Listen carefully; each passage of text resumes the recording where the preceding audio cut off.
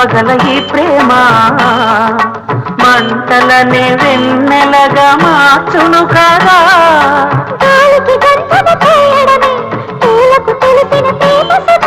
రాలిన పూల జ్ఞాపకమే కాలము చదివే ప్రేమ కథ.